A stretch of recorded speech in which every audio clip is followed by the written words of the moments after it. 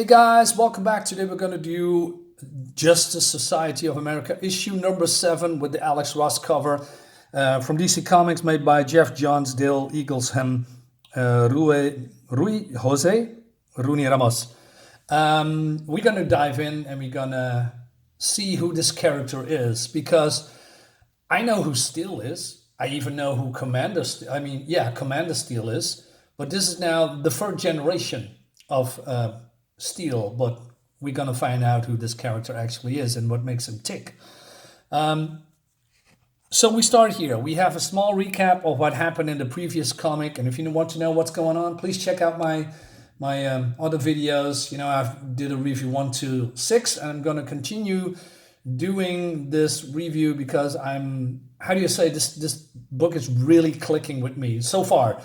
And I wanted to show you what's in store. I want to introduce you to all these weird and new characters. And so this guy is, fought a very bad person, and it seems that the fluids are spilling over him, and he was a cripple, right? He felt useless, he was depressed, and then he wakes up, and he said, "What's going on?" And he's just ripping the bed apart. And Dale Eaglesham, his art is fantastic. Also like the colors a lot.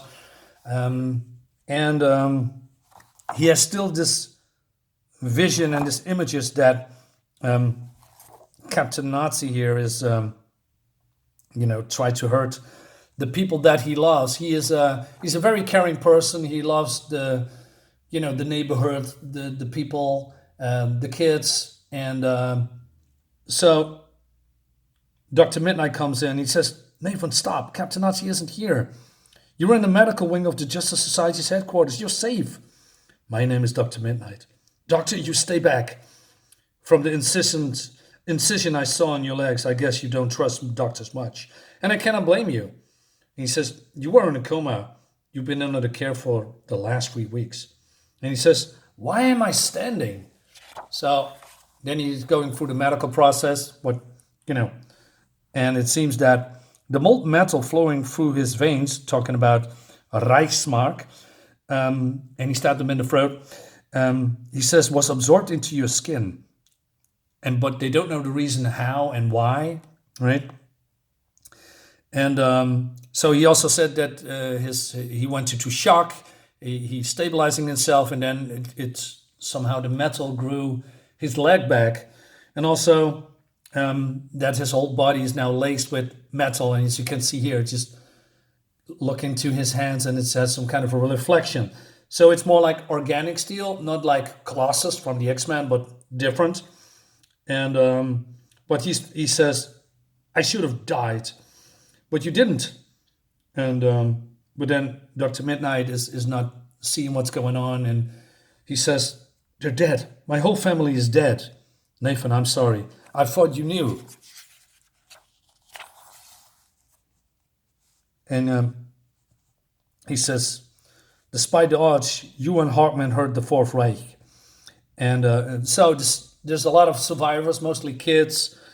And Dr. Mid-Nite talks about this, 11-year-old girl, and that she was brave and she saved a lot of, other kids. And he says, "That's Nicole. She's my cousin. I want to talk to them." But then when he adds, so when he pulls open the door, he just rips it apart. And he's apologizing. "Your nerves are aligned with the same organic shell.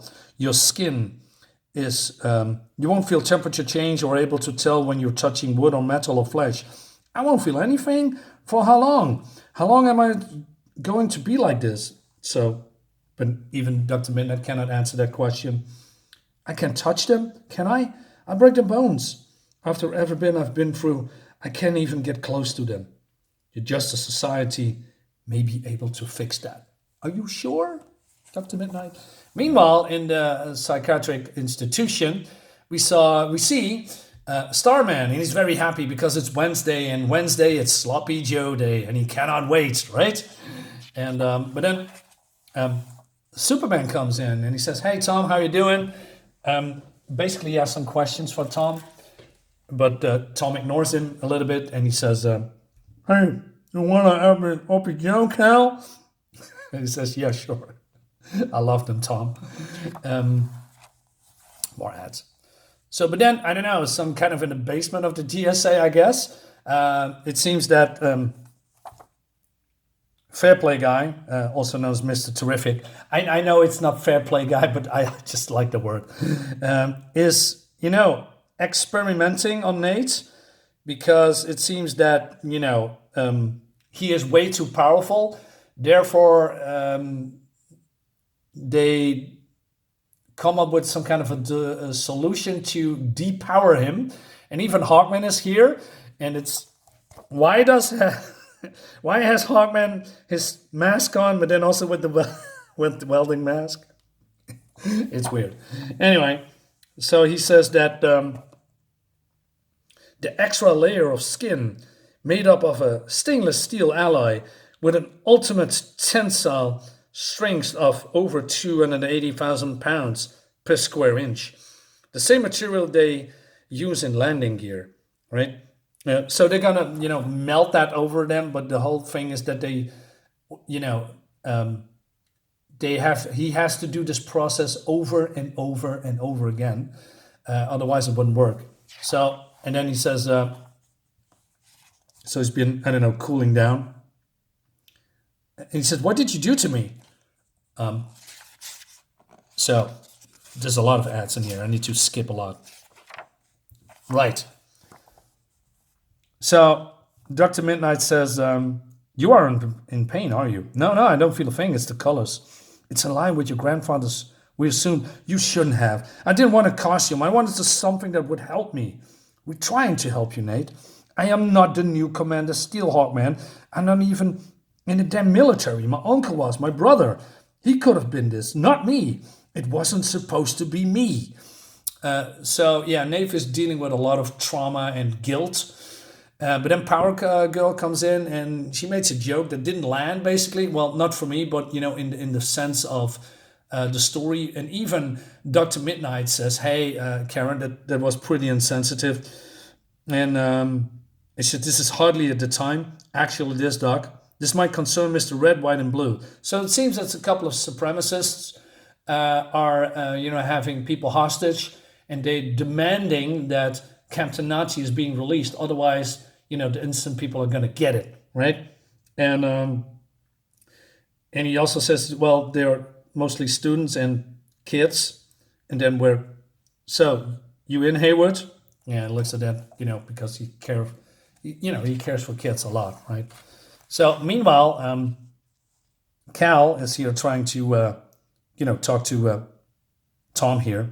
He says, "Aren't you going to drink your milk?" No, it makes your bones stronger. You're not still mad at me, are you, Cal? I'm not mad at you, Tom. Then we're still friends? The Legion will always be my friends. So, mine too, I like Power Girl an awful lot, but not the way I love my Dreamer. I can't wait to see her again. I love the pause here that he's just completely spouting gibberish and then chomping on this sloppy Joe, right? Why didn't you go back with the Legionnaires? I wanted to, but I can't. I'm here to help. Help who? Myself and Earth too. And then a little bit confusing talk because even Cal doesn't understand. The world needs better good guys. It's not just our world, or our time, but the future is up to me to save. I have my own job. I have gravity powers, and I'm quite happy about that. Why did the Legion come back here? There's trouble in the 31st century. You can see the big three. You see the big three say you cannot help them. Why not?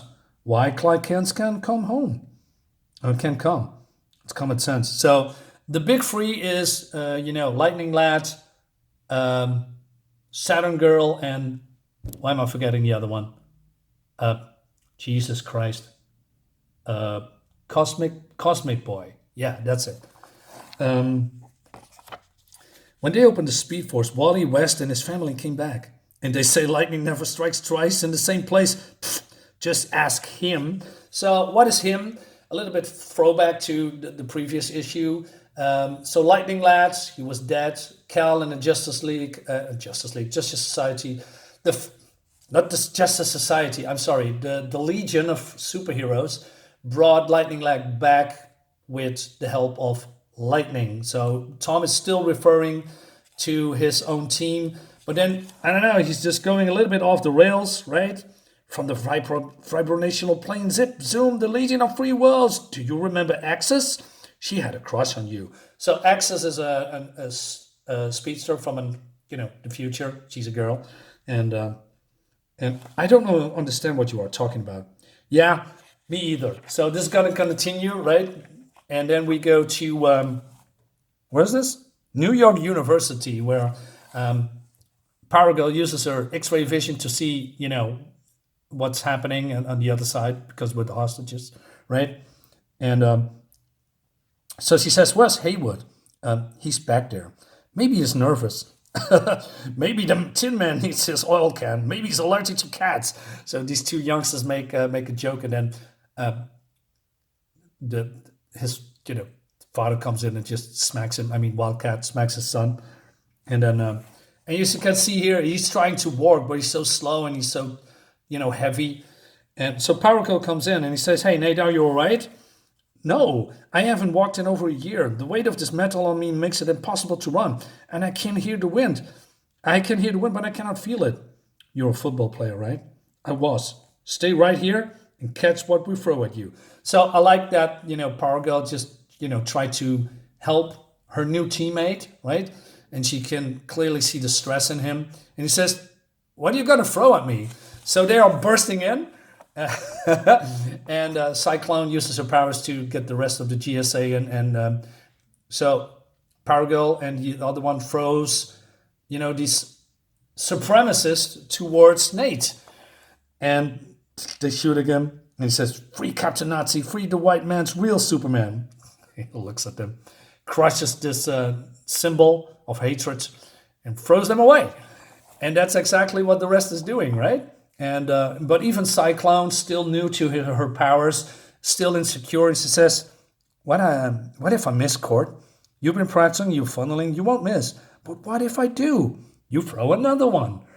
Like I said, the old guard, even though she's quite young, helping the new guard. I like that, teaching the ropes. And so the son of Wildcat says, I don't like using my fist, Pop. Fists are nature's problem solvers."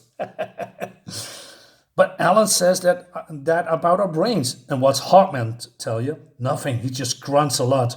Like Damage." And then we see Damage doing this, and he's just also grunting. And so yeah.